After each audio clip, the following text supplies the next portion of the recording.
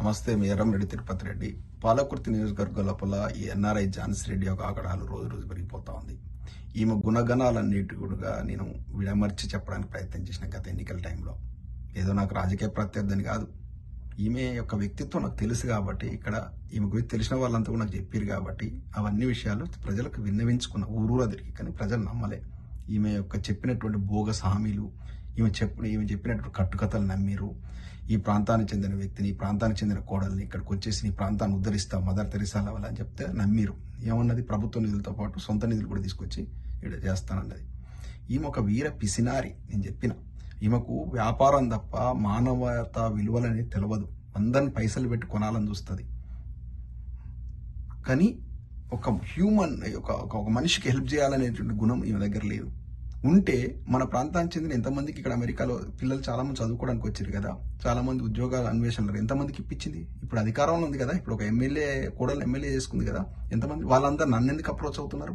మన ప్రాంతానికి చెందినట్టు కాంగ్రెస్ పార్టీ వాళ్ళు కూడా నన్ను అప్రోచ్ అవుతున్నారు. మా పిల్లలకి ఏదైనా చూడండి, మీలాంటి ఒక మంచి మనుషున్న వాళ్ళు అయితే నేను చేస్తారు. ఎందుకంటే నేను గతంలో హెల్ప్ చేసిన కాబట్టి, అదే కాంగ్రెస్ పార్టీ లీడర్ల పిల్లలకి ఇక్కడ హెల్ప్ చేసిన, మన పార్టీ వాళ్ళకి కూడా చేసిన, బీఆర్ఎస్ పార్టీ వాళ్ళకి కూడా.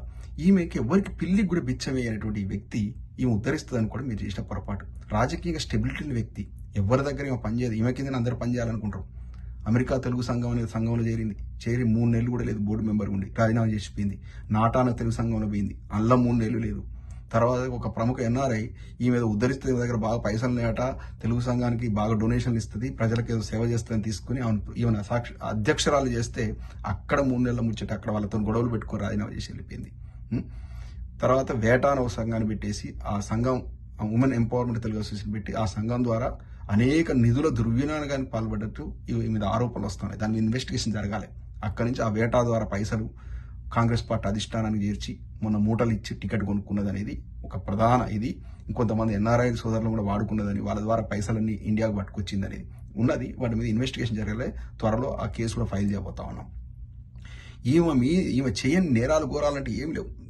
చాలా చేసింది. ఆ పైసలు పట్టుకొచ్చేసి ఇక్కడి నుంచి ముబ్బడి ఇక్కడ డబ్బు సంపాదించి ఆ లక్కిరెడ్డి అన్నట్టు బాలరెడ్డి ఒక లంగాగాడు ఉండే, వాని ఆధ్వర్యంలో విరిగింది. వాని యొక్క పసందని హోటల్ చిప్పలు కడిగింది ఒకప్పుడు. ఈమె తల్లి లీగల్గా వచ్చారు 50 ఏళ్ళ కింద అమెరికాకు వచ్చారు, వచ్చేసి ఆ లక్కిరెడ్డి బాలరెడ్డి గారి ఆధ్వర్యం లోపల ఎదిగింది. ఎదిగిన ఆమె ఇక వాని బుద్ధులు రాకపోతే ఏమొస్తాయి? పైసలు పెట్టి కొనడం, దుర్మార్గాలు చేయడం, ఎవరి మీద పడతామని కేసులు ఫైల్ చేయడం. ఇక్కడ కూడా అంతే, కేసులు నోటీసులు పంపించేది. అక్కడ వచ్చి అక్కడ కూడా జర్నలిస్టులకు, మీడియా సంస్థలకు, రాజకీయ నాయకుల మీద కేసులు పెట్టి వాళ్ళకు నోటీసులు పంపించేది. కొత్త సంస్కృతి పట్టుకొచ్చింది. అరే నిన్ను విమర్శిస్తే నువ్వు నోటీసులు పంపితే ఇది ఎక్కడ రాజకీయం అమ్మా? రాజకీయంగా చైతన్యవంతమైన ఉద్యమగడ్డ పాలకుర్తి, చాక లైలమ్మ, దొడ్డి కొమరయ్య, ఒక ఎర్రంరెడ్డి, సంతోష్ రెడ్డి, ఆ ఉమ్మడి వరంగల్ జిల్లా అనేది, కాలోజీ, దాసరథి, వరవరరావు, ఎంతమంది చెప్పుకుంటూ పోతే ఒక్కరా ఇద్దరు, బియ్యాల జనార్దన్ రావు గారు, ఒక్కరా ఇద్దరా? వైబ్రెంట్ ప్లేస్ అది. ఆ ప్లేస్ నుంచి ఆ ప్లేస్కి వచ్చేసి నువ్వు రాజకీయం చేస్తానని వచ్చేసి ఆ ప్రాంతానికి చెందినటువంటి జర్నలిస్టులకు, రాజకీయ నాయకులకు ఈ పనికిమాల లాయర్ నోటీసులు పంపుతావా? ఏమైతే లాయర్ నోటీసులు? ఏం నేరాలు చేశారా? ఘోరాలు నీలాగా ఏమైనా తప్పటడుగులు చేశారా? నీలాగా అక్రమంగా డబ్బు పట్టుకొచ్చేసి రాజకీయాలు వెదజల్లిరా? నీలాగా అక్రమంగా ఫెమా యాక్ట్ విరుద్ధంగా భూములు కొన్నారు 70 ఎకరాలు. గుర్తురు ప్రజలకు నేను ఇప్పుడే చెప్తున్నా, ప్రజల ఆ భూమి మీది ఇమీడియట్ గా అక్కడ ఒక గ్రామ సభ పెట్టుకుని ఆ భూమిని స్వాధీనం చేసుకోరు. ఆమె ఫెమా విరుద్ధానికి, ఫెమా అనే ఒక చట్టానికి, భారత రాజ్యాంగంలో పొందుకున్న ఒక చట్టానికి విరుద్ధంగా ఉన్నది. ఒక విదేశీ రాయుల నుండి ఆ ల్యాండ్ ఉన్నది. ఆ ల్యాండ్లు మొత్తం కబ్జా పెట్టండి, గ్రామ పంచాయతీ హ్యాండ్ ఓవర్ చేసుకోవాలి గుర్తూరు ప్రజలు. నేను దాని మీద పెద్ద పోరాటానికి దారి చేస్తా. కొంతమంది పోరాడుతున్నారు, వాళ్ళు విఫలమైతే నేను దిగుతా రంగంలోకి. అది ఫెమా విరుద్ధంగా, FEMA foreign exchange management act అనేటు రాజ్యాంగంలో పొందుపరిచినట్టు చట్టానికి విరుద్ధంగా కొన్నటువంటి ఆ భూముల కొనుగోలు చెల్లదు. ఆ విషయాన్ని జర్నలిస్ట్ ఉపేందర్ బయటికి తీసుకొచ్చాడు. కక్ష గట్టింది, వ్యక్తిగత కక్ష గట్టింది. కక్ష గట్టి అతనికి వ్యక్తిగత జీవితంలో దొరబడ్డది. వాళ్ళ కుటుంబంలో కలహాలు నేర్పడానికి ట్రై చేసింది. అట్లనే ఆర్జీవీ మీడియా రాజ్కుమార్, ఆయన మీద అట్లనే అరెస్ట్ చేయించింది. జర్నలిస్ట్ ఉపేందర్కు నోటీసులు పంపుతా ఉంది. ఈమె ఎదుగుదలకు దోహదం చేసినటువంటి బిగ్ టీవీ వాళ్ళకు నోటీసులు పంపింది.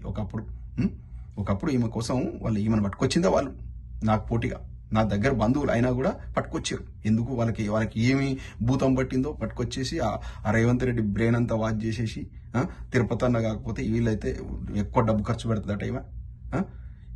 ఎందుకంటే అక్రమం సంపాదించింది కదా ఇక్కడ, ఇష్టముడు పెడతదట అని చెప్పేసి ఇది చేస్తే ఆయన రేవంత్ రెడ్డి నమ్మి నన్ను రాజకీయంగా ఊచకోత కూసి ఆమె టికెట్ ఇచ్చిండు, అనుభవిస్తున్నాడు. ఇదే రేవంత్ రెడ్డికి వ్యతిరేకంగా పావులు కత్తి ఇవాళ ఖర్గేతో రాజకీయం చేస్తా ఉందట.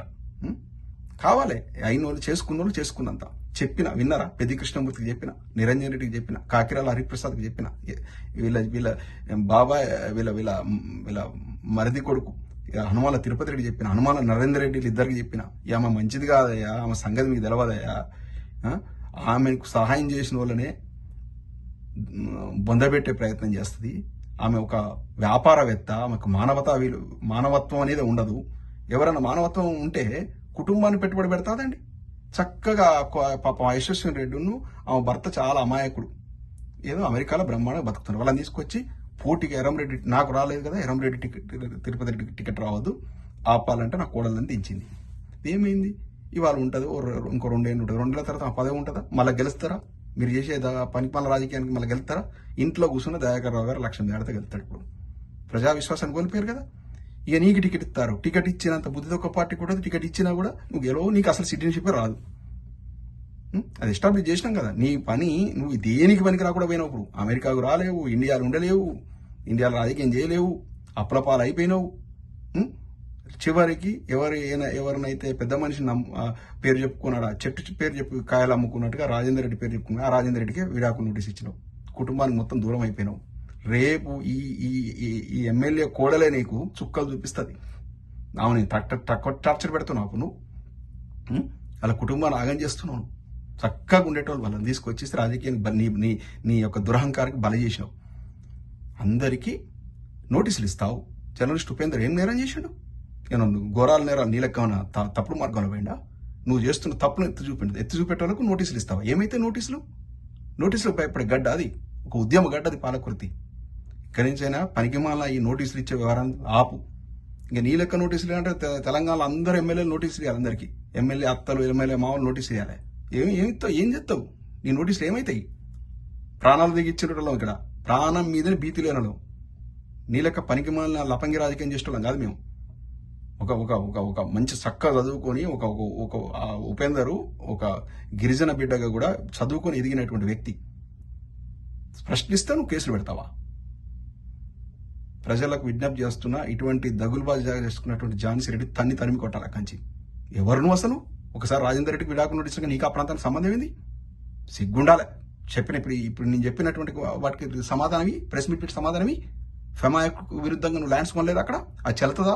ఆ ల్యాండ్ కొన్నది చెల్తుందా? ఎన్నటికైనా ఈ ప్రజలు గ్రామ పంచాయతీ హ్యాండ్ ఓవర్ చేసుకోవాల్సిందే. అవి ప్రజలకు మళ్ళీ అమ్మిన వాళ్ళకి బ్యాక్ వెళ్లాల్సిందే. లేదంటే జర్నలిస్టుల మీద ఇంకోసారి ఇట్లాంటి తప్పుడు కేసులు నోటీసులు పంపితే ఖబర్దార్ ఝాన్సీ రెడ్డి. ఇప్పటికైనా ఒళ్ళు దగ్గర పెట్టుకుని పనిచేసుకో. వెనక ఇంట్లో ఉండి ఆ కోడలు కష్టపడతో వండిపెట్టు. కనీసం కోడల అభిమానాన్ని పొందు. కోడలు నువ్వు హింసిస్తున్నావు, అమ్మాయిని పని చేసుకోనియకుండా ఎమ్మెల్యే అయింది, పని చేసుకొని స్వేచ్ఛ నువ్వు. ప్రజలారా, ఈ ఝాన్సీ రెడ్డి యొక్క ఈ చేస్తున్న దుర్మార్గం రాజకీయాన్ని ఎండగట్టాల్సిన అవసరం ఉంది. జై తెలంగాణ.